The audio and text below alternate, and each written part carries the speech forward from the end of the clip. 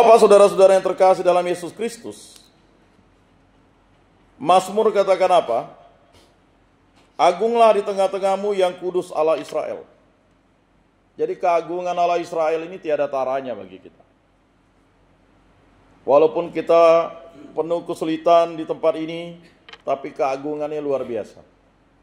Sampai gereja ini kan dapat penghargaan dulu, yang adaptif dan inovatif. Orang belum pakai Zoom dah pakai Zoom. Lapasnya enggak bisa-bisa dia pakai Zoom dulu. Karena memang adaptif dan inovatif di sini. Karena persatuan dan kesatuan beberapa orang yang tangguh sehingga menghasilkan inovasi-inovasi. Kalau mengharapkan dari pemerintah ya tidak akan seperti ini.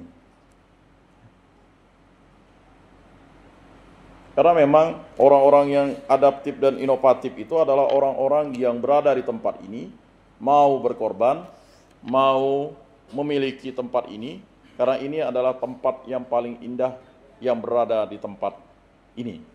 Ya paling indah. Tiada taranya nih, di tempat ini. Kita bisa bersukaria, bergembiraria, kita bisa tiduran, ya kan? Kalau memang kita lagi ngantuk. Tapi memang kadang untuk mengingatkan orang sulit. Gereja-gereja sekarang sudah pakai AC, sudah seperti home theater, tapi juga orang masih agak sulit ke gereja.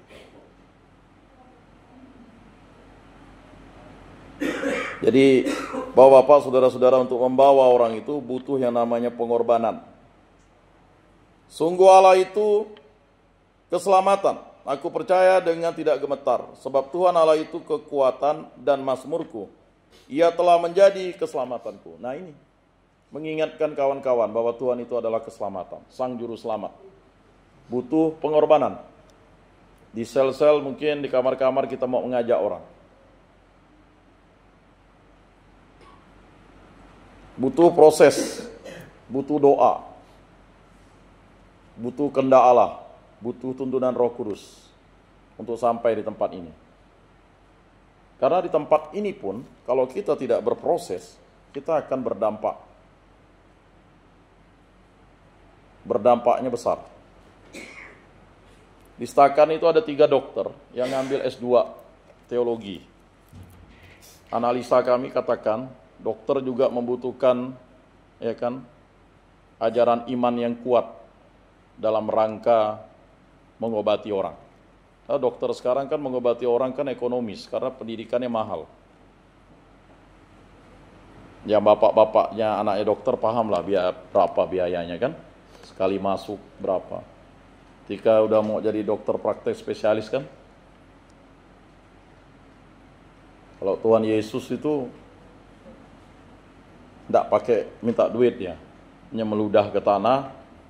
Karena memang si buta Bartimeus itu memang buta, benar-benar tidak ada biji matanya, tidak ada, ya kan? Jadi di kodak-kodaknya dari tanah itu udah membuktikan bahwa kita tuh dari tanah. Di kodak-kodaknya pakai air liurnya kan. Jadi di kodak-kodaknya setelah itu ditempelkannya ya kan. Lalu dibentuk-bentuknya lah ya kan. Tidak lama gimana? Masih samar-samar katanya. Oh, samar-samar. Mulai lagi dibentuk-bentuknya. Gimana? Mulai ada cahaya katanya. Dibentuk-bentuknya. Jadilah dia. Gimana? Sekarang udah jelas katanya. Kata Bartimeus. Sampai bapak mamanya pun bingung. Kok dari mana dia dapat biji matanya? Karena memang tidak ada biji mata. Tidak ada. Yesus anak Daud, kasihanilah aku. Kan tidak ada dia minta Yesus anak Daud. Biarkan aku melihat. Kan ada, hanya kasihanilah aku. Berteriak-teriak. Daripada kata muridnya nih ganggu Yesus ya dia nih.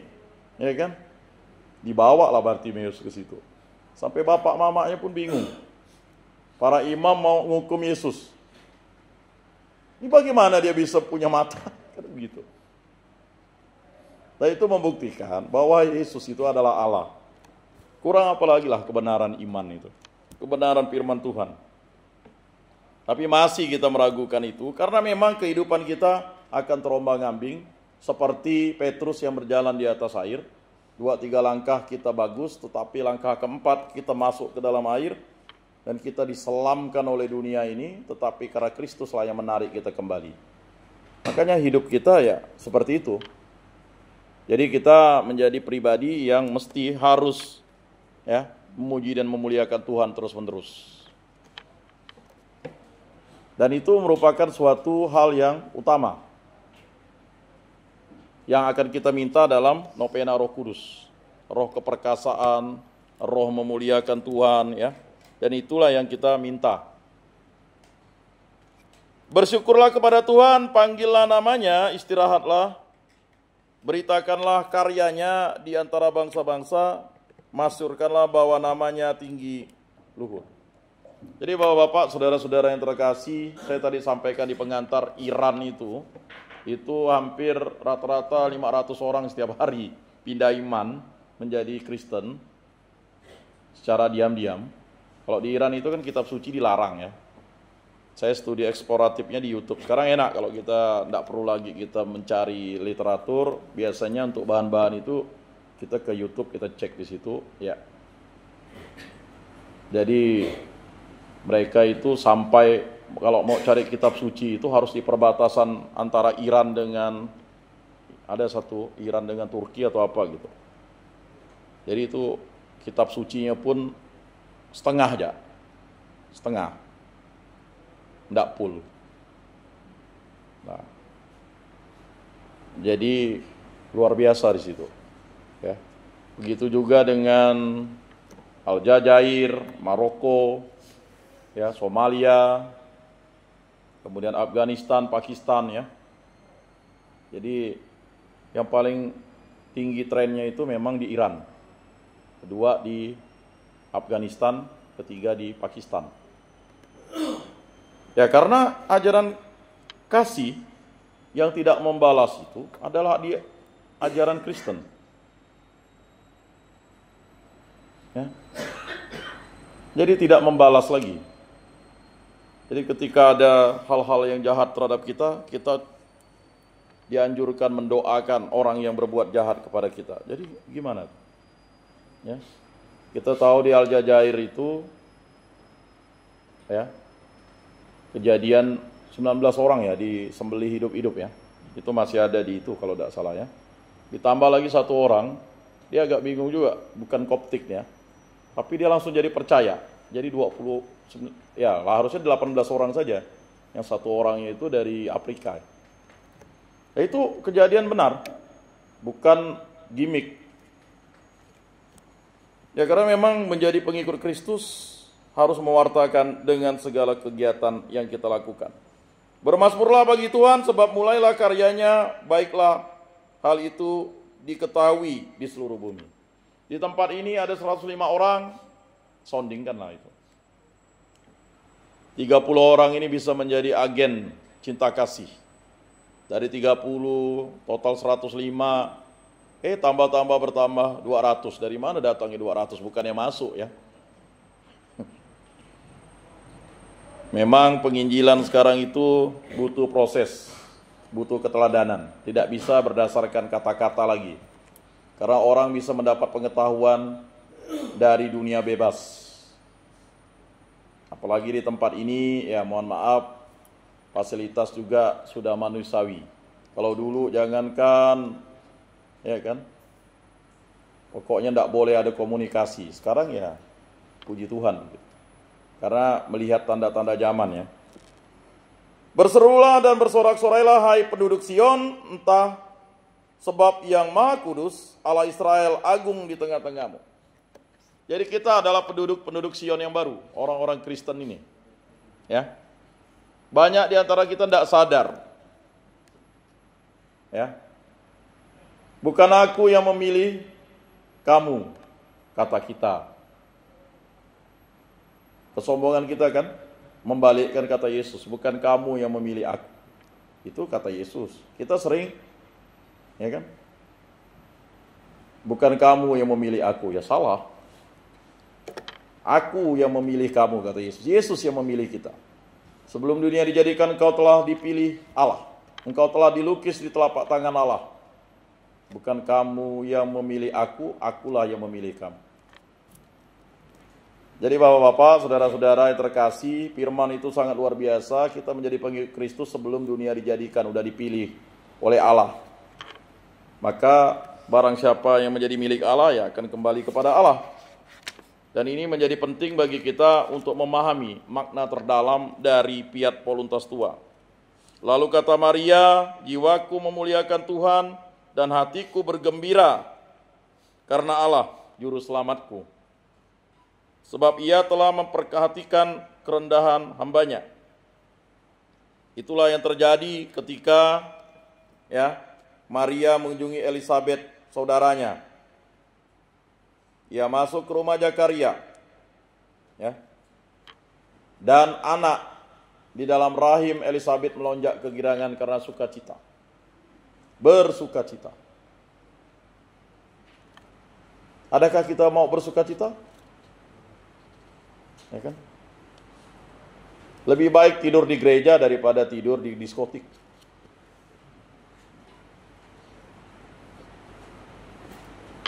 Ya kan? Jadi kalau sekarang tertidur itu berarti saya berhasil membuat Anda tidur. Ketimbang Anda tidur di diskotik atau tidur di kamar, ya. Bagus tidur di sini. Toh nanti suatu saat itu akan menjadi berkat. Orang suka yang mau kehebohan. Yang mau heboh pergi ke diskotik sana. Ya kan, heboh. Lebih baik Anda tertidur, ya kan. Lebih baik satu hari di rumah Tuhan, ya kan. Jadi ada yang bertanya, satu hari itu berapa lama? 1000 tahun lah. Kan kata Tuhan tuh. Jadi Tuhan menciptakan alam semesta ini ya 7000 tahun lah. Satu hari kan sama dengan 1000 tahun. Kalau yang rajin baca kitab suci kan, harinya Tuhan itu kan 1000 tahun. Lama juga Tuhan menciptakannya. Ya suka-suka Tuhan lah. Waktu Tuhan itu kan waktu yang tidak bisa dihitung. Nanak taitung kata orang Ambawa. Jadi ini ada ilustrasi entah benar atau tidak, cerita guyon kan gitu. Ketika orang sudah berdosa terlalu banyak kan, nanak taitung katanya.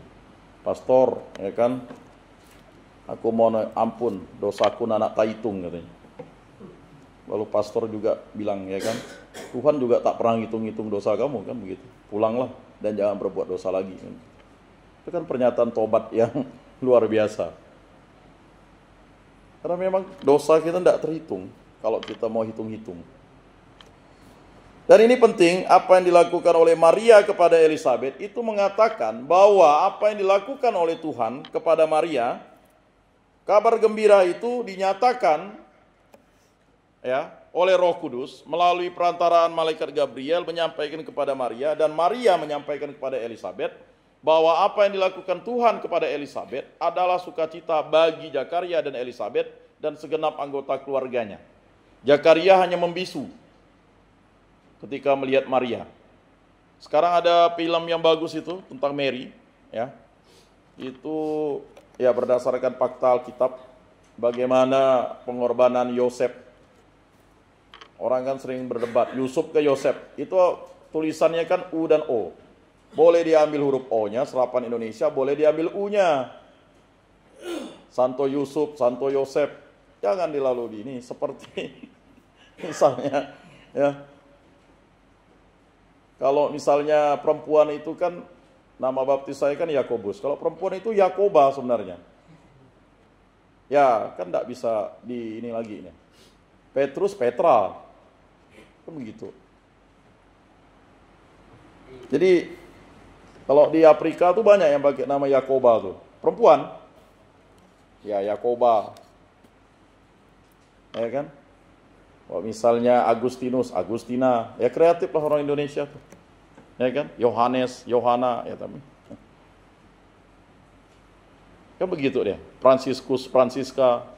Sampai akhirnya ada sekolah di Bekayang itu namanya Santa Tarsisia. Dicari tidak ada, mana ada Tarsisia itu orang kudus. Gara-gara Santo Tarsisius ada di Singkawang, itu alasannya. Tidak boleh pakai nama yang sama, jadilah dialihkan Santa Tarsisia. Jadi Santa Tarsisia, tidak ada tuh. Jadi itu sesuatu yang unik. Dan apa yang dilakukan oleh Maria, langsung dia mengatakan, jiwaku memuliakan Tuhan dan hatiku bergembira karena Allah juru selamatku. Sebab ia telah memperhatikan kerelaan hambanya. Sesungguhnya mulai sekarang segala keturunan akan menyebut aku berbahagia, karena yang Maha Kuasa telah melakukan perbuatan-perbuatan besar kepadaku. Dan namanya adalah kudus. Rahmatnya turun-temurun atas orang yang takut akan dia. Ia memperlihatkan kuasanya dengan perbuatan tangannya dan mencerai-beraikan orang-orang yang congkak hatinya. Ya. Jadi apa yang dilakukan Maria ini adalah ingin membuat kita rendah hati. Ia menurunkan orang-orang yang berkuasa dari tahtanya dan meninggikan orang-orang yang rendah. Ia melimpahkan segala yang baik kepada orang yang lapar dan menyuruh orang yang kaya pergi dengan tangan hampa. Ia menolong Israel hambanya karena ia mengingat rahmatnya seperti yang dijanjikannya kepada nenek moyang kita, kepada Abraham dan keturunannya untuk selama-lamanya.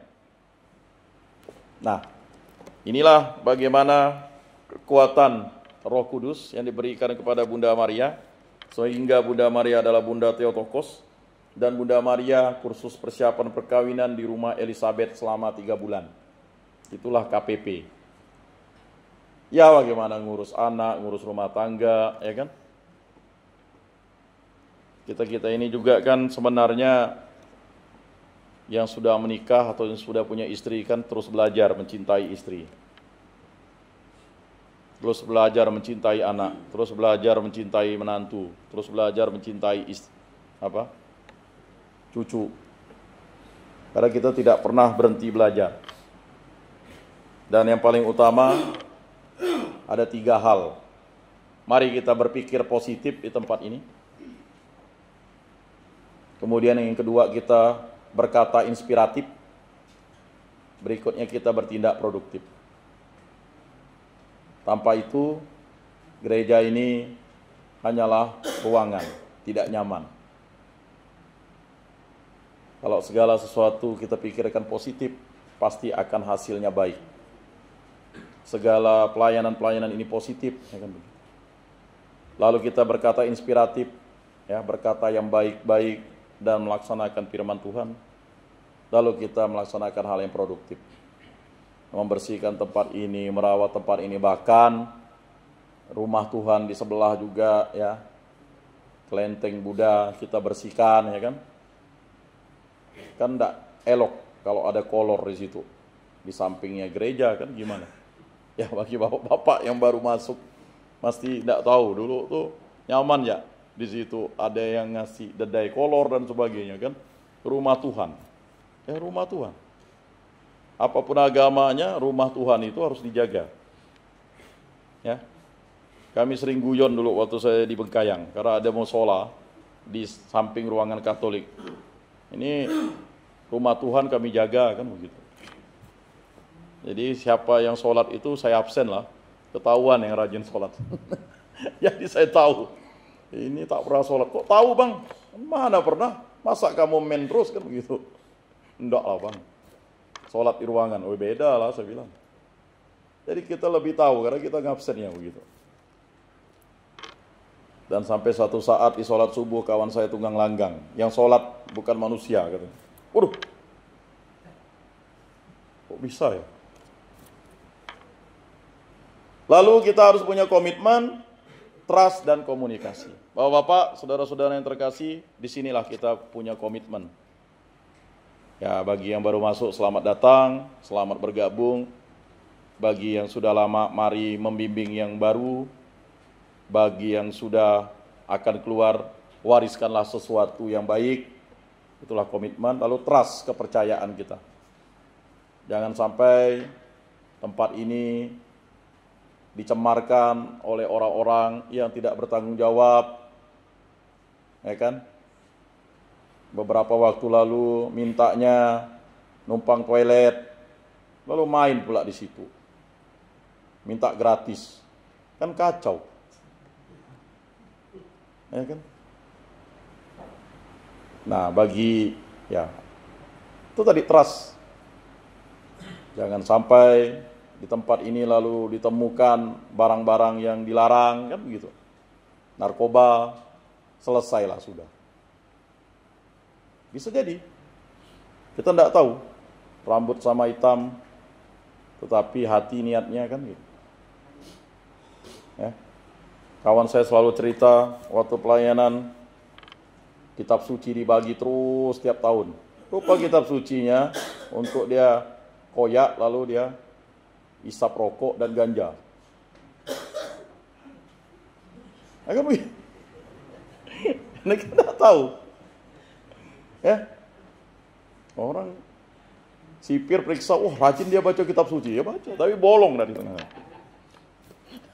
Itu tidak ada trust. Kemudian komunikasi, jangan sampai kita berhenti komunikasi di sini.